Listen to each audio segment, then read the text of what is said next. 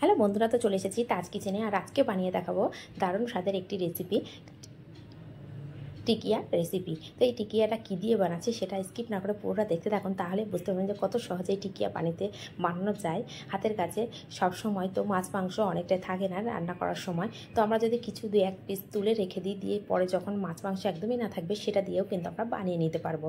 আর কতটা কম উপকরণে বানিয়েছি সেটা দেখার পরেই বুঝতে পারবেন। তাহলে চলুন স্কিপ না করে পুরোটা দেখতে থাকুন। আর যারা আমার চ্যানেলটিকে সাবস্ক্রাইব করে রেখেছেন তাদেরকে অসংখ্য অসংখ্য ধন্যবাদ। আর যারা চ্যানেলটিকে সাবস্ক্রাইব করেননি, নতুনভাবে দেখছেন, তাদের কাছে অনুরোধ রইল প্লিজ চ্যানেলটিকে সাবস্ক্রাইব করে পাশে থাকা বেল আইকনটি প্রেস করে রাখবেন, যাতে করে আমার নিত্য নতুন রেসিপিগুলো সবার আগে আপনাদের কাছে পৌঁছে যায়। তাহলে আমি এখানে দুটো উপকরণ নিয়েছি। প্রথমে নিয়েছি ছোলার ডাল, সেটা বাড়িতে থাকা যে কোনো বাটি বা কাপ মেপে নেওয়া যায়। তো আমি এখানে 1 কাপ ছোলার ডাল নিয়ে 5 থেকে 6 ঘন্টা মতো ভিজিয়ে রেখেছিলাম। আর এখানে বড় একটা টুকরো মাংস রেখেছিলাম, সেটাকে ছোটো ছোটো টুকরো করে নিয়েছি।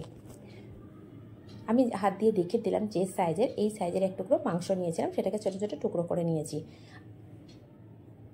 আপনারা বাড়িতে থাকা যখন মাংস নিয়ে আসবে তার থেকে 2-4 পিস তুলে রেখে দিলেও কিন্তু হয়ে যাবে। আর যদি চিকেন না থাকে সেক্ষেত্রেও কিন্তু শুধু ডাল দিয়েও এটা বানিয়ে নিতে পারেন। তাহলে এখানে আমি কড়াইয়ের মধ্যে সিদ্ধ করে নেবো, সেই জন্য কড়ার মধ্যে আমি দিয়ে দিলাম ছোলার ডাল। আর যে চিকেনগুলো নিয়েছিলাম সেগুলো ভালো করে ধুয়ে নিয়েছি, নিয়ে এগুলো একসঙ্গে দিয়ে দিলাম।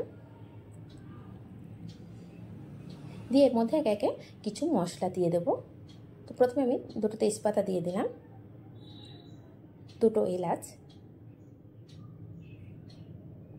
1 ইঞ্চি মতো দালচিনি আর কয়েকটা লং দিয়ে দিলাম, 1 চামচ আদা রসুনের পেস্ট, স্বাদ মতো লবণ,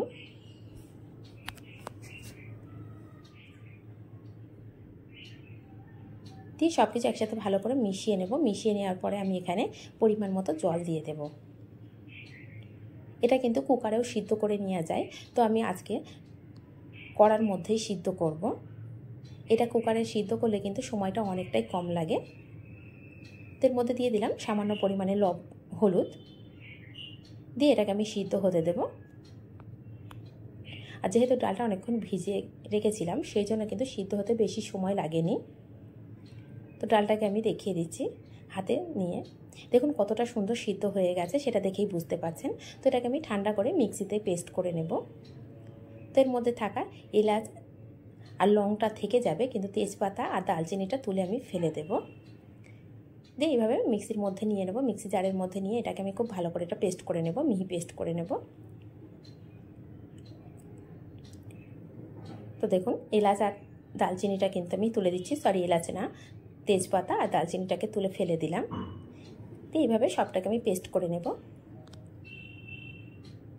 তো পেস্টটা কিন্তু খুব সুন্দর হয়ে গেছে, এটাকে একটি বোলের মধ্যে নিয়ে নেব।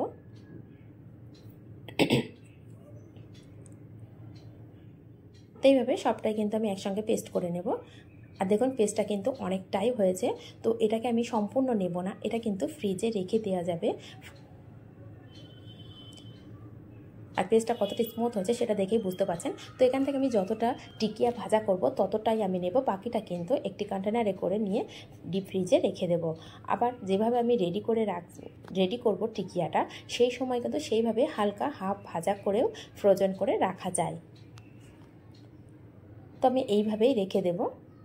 তাহলে যখন ভাজা করব এটা বার করে মিনিমাম 1 থেকে 2 ঘন্টা বাইরে রেখে দিতে হবে, ডিপ থেকে বার করে নর্মাল করে তারপরেই কিন্তু ভাজা করতে হবে সব কিছু মশলা মিশিয়ে। আর মশলা মিশিয়ে রাখলে অনেক সময় জল ছাড়তে শুরু করে, সেই জন্য জল যাতে না ছাড়ে সেই জন্যই কিন্তু আমি ওইভাবেই তুলে রেখে দিলাম, পেস্টটাকে তুলে রেখে দিলাম। আর এখানে পেস্টটা কিন্তু অনেকটা নরম হয়েছে দেখেই বুঝতে পেরেছেন। তো তার জন্য আমি একটু টাইট করার জন্য পেস্টটাকে এখানে 2টো পাউরুটি নিয়েছি, তার মধ্যে সামান্য একটু জল দিয়েছি, খুব একদমই বেশি জল দেওয়ার প্রয়োজন নেই, 2-4 ফোঁটা জল দিয়েছি। দিয়ে এটাকে যে পেস্টটা আমি করে রেখেছি তার মধ্যে দিয়ে দেব, দিয়ে এটাকে রেখে দেব। এর মধ্যে দিয়ে দেব হাফ চামচ চিকেন মশলা, যেহেতু আমি চিকেন দিয়ে বানাচ্ছি সেই জন্যই কিন্তু চিকেন মশলা ব্যবহার করেছি। এখানে আমি গরম মশলা সেই কারণেই ব্যবহার করিনি। আর এখানে দিয়ে দিলাম 1টা চামচের 4 ভাগের 1 ভাগ গোলমরিচ গুঁড়ো, দিয়ে দেব হাফ চামচ ধনে গুঁড়ো, হাফ চামচ জিরে গুঁড়ো, দিয়ে দিলাম হাফ চামচ কাশ্মীরি লঙ্কা, পরিমাণ মতো হলুদ, আর এখানে দিয়ে দিলাম সামান্য একটু ঝাল হওয়ার জন্য লঙ্কা গুঁড়ো। খুব বেশি ঝাল দেওয়ার প্রয়োজন নেই, তবু যে যেমন ঝাল খান সে অবশ্যই দিয়ে নিতে পারেন। আর এখানে দিয়ে দিলাম 1 চামচ আদা রসুনের পেস্ট।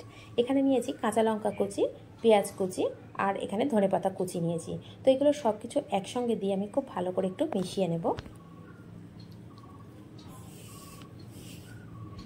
আর এই মেশানোর সময় একটু খেয়াল করে ভালো করে মেশাতে হবে, যাতে করে না পাউরুটির কোনো টুকরো থাকে, সেই টুকরোটা যেন খুব ভালো করে মিশে যায়। আর পাউরুটিটা এমনি ভালো করে মিশে যাবে, তবুও হাত দিয়ে ভালো করে মেশাতে হবে।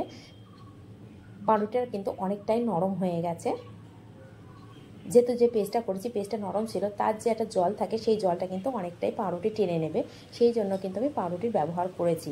আর যদি দেখেন পেস্টটা খুব টাইট হয়েছে, সেক্ষেত্রে কিন্তু পাউরুটি একদমই ব্যবহার করবেন না। কড়ার মধ্যে কিন্তু অনেকটা জল ছিল, সেটা কিন্তু আপনারা খুব ভালো করে খেয়াল করেছেন। এই জল ছিল বলেই কিন্তু আমি পাউরুটিটা ব্যবহার করেছি। তো এখানে আমার কাছে একটু লবণ কম লেগেছে, সেই জন্য আমি সামান্য পরিমাণে একটু লবণ দিয়ে দিলাম। দিয়ে দেখুন হাতে নিয়ে দেখাচ্ছি কতটা টাইট হয়েছে, সেটা দেখেই বুঝতে পারছেন। তো এভাবে খুব ভালো করে মেশানো হয়ে গেছে। আমি হাতে করে নিয়ে দেখিয়ে দিচ্ছি, দেখুন কতটা টাইট হয়েছে। এর মধ্যে আমি দিয়ে দেবো একটি ডিম। এই ডিম দেওয়ার কারণে কিন্তু টিকিয়াগুলো একটাও ছাড়বে না। অনেক সময় টিকিয়া ভাজার সময় আমরা একটা দিয়ে দেখি টিকিয়াটা ছেড়ে যাচ্ছে কি না, কিন্তু এই ডিমটা দেওয়ার পরে কিন্তু টিকিয়া একদমই ছেড়ে যাবে না। আর আমি কিন্তু এখানে অল্প পরিমাণে টিকিয়া করছি, সেই জন্য কিন্তু একটা ডিম ব্যবহার করেছি। আর আমি যতটা পেস্ট রেডি করেছিলাম তাতে কিন্তু 2টো ডিম লাগতো। আর এই ডিম দিয়ে কিন্তু বেশিক্ষণ রাখা যাবে না, তাহলে জল ছাড়তে শুরু করে দেবে, সেক্ষেত্রে টিকিয়াগুলো খুব বেশি ভালো হবে না।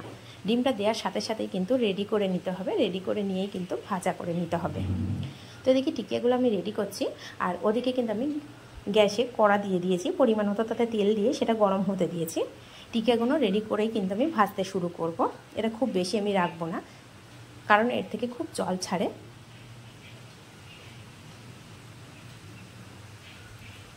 তো এইভাবে সব টিকিয়াগুলো আমি রেডি করে নেবো। যে যেমন সাইজের টিকিয়া করবেন সেই পরিমাণেই হাতে নেবেন। তো আমি এখানে খুব বড় করছি না, খুব ছোট করছি না, আবার খুব পাতলাও করছি না, খুব মোটাও করছি না, মিডিয়াম সাইজের করেছি, দেখে বুঝতে পারছেন। তো তেলটা গরম হয়ে গেছে, তার মধ্যে আমি সবগুলো কিন্তু দিয়ে দিয়েছি। দিয়ে একটা সাইড হালকা করে ভাজা হয়ে গেছে, আমি এটাকে উল্টে পাল্টে দিয়ে আর একটা সাইড খুব ভালো করে ভাজা করে নেব। আর ফ্লেমটা কিন্তু প্রথমে হাই দিয়ে তেলটা গরম করে প্রথমে দিতে হবে, আর দেওয়ার সঙ্গে সঙ্গে কিন্তু ফ্লেমটাকে মিডিয়ামে রেখে দিতে হবে। অনেক সময় ফ্লেম কিন্তু মিডিয়ামে রেখে দিলে, লো টু মিডিয়াম করে রাখলে কিন্তু টিকিয়া ছেড়ে যাওয়ার ভয় থাকে। প্রথমে হাই দিয়ে হালকা একটা কালার আসার সাথে সাথে কিন্তু মিডিয়াম টু লো করে টিকিয়াগুলো ভাজা করলে টিকিয়া খুব মচমচে ভাব আসে, সেটা খেতে কিন্তু অনেক টেস্ট লাগে। সেই জন্য দেওয়ার সময় হাই ফ্লেম থাকবে, আর হালকা একটু কালার চলে আসার সাথে সাথে মিডিয়াম টু লো দিয়ে ভাজা করে নিতে হবে। তাহলে দেখতে কালারটাও কত সুন্দর হয়েছে, দেখুন কালারটাও সুন্দর হবে আর খেতেও মচমচে হবে। তো এইভাবে সবগুলো আমি রেডি করে নেব। তো দেখুন সবগুলো আমি রেডি করে নিয়েছি, আর এটা খেতে কিন্তু অসম্ভব মজার হয়। তো একবার হলো বাড়িতে এইভাবে বানিয়ে দেখবেন, যদি ভালো লাগে তাহলে লাইক করবেন, শেয়ার করবেন, কমেন্ট করবেন। আর এইভাবে যদি বানান তাহলে অবশ্যই কমেন্ট করতে ভুলবেন না, আর খেতে কেমন হয়েছে। তো আজ এই পর্যন্ত, আবার আসবো অন্য কোনো রেসিপি নিয়ে। ধন্যবাদ।